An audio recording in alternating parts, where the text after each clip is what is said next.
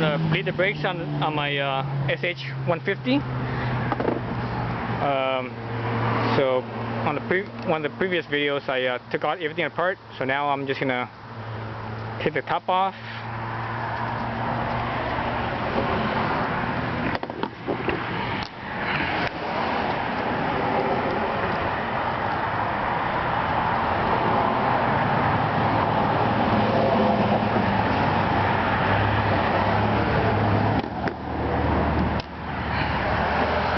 I have my brake bleeding set up right here. You see I have a little tube right here with a 8mm wrench box end on there to tighten it and loosen it, and I put a little zip tie on top of my tube so that it prevents the tube from slipping out. And here I have my my used brake fluid caps right there. So let's go back to this. So before I took the screws off, I actually wiped everything here so that it's clean, because I don't want to get any dust or dirt into the reservoir. So you have the cap, a little plastic support here,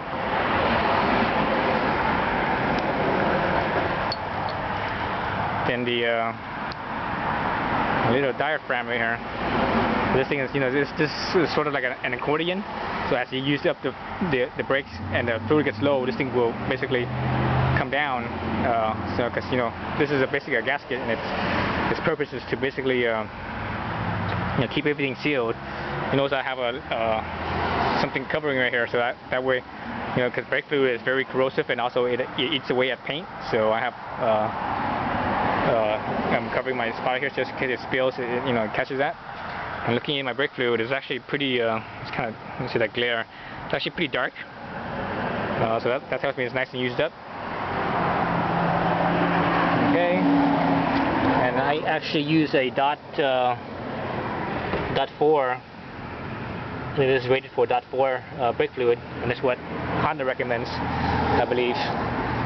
So .4 brake fluid. So precision here. So I'm almost out of batteries. I tried to look for new batteries, but I didn't have any. So hopefully I don't run out of batteries. Okay, so what I do here, I keep my brake reservoir level. I squeeze the brake lever in. Squeeze the brake lever in, hold it, and here I loosen this up. And you actually see the fluid coming out. And I tighten this up. Then I let go of the brake lever. Then I pump the brake lever a few times, 2 or 3 times, hold it, loosen this up, close it up, release the brake lever, pump it a few times, and basically you continue on doing that until your reservoir is basically low. The important thing here is not to let the reservoir empty completely, because if you do, what happens is air bubbles will get into your line, and that's when you're going to have a problem. So just get it almost empty, but just still have some fluid there. And what you do is you fill up new brake fluid, and you basically do the same thing, keep on bleeding it out until this end here.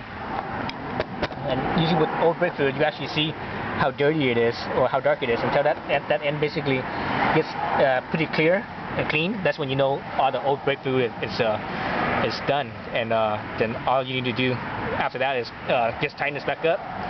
Take all the stuff off. Fill your reservoir up to, you see this little line here? Fill it up to, that's the top mark right there. Fill it up to about right there. No higher than that. Then put your gasket back on it and everything back in, and you're done. That's how you basically bleed the brakes. It takes, depending on how old the brake fluid is, it might be real fast if you do it every year like I do.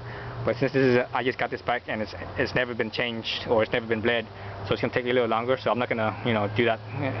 That'll probably take me a good 15 minutes or so to bleed it out. So I'm not gonna record that. So basically, that's how it's done. Maybe I'll continue on with another video, part 2, once I finish bleeding it out and show you guys how to top it off. But it depends on how much batteries I have left, because I'm just about out of batteries.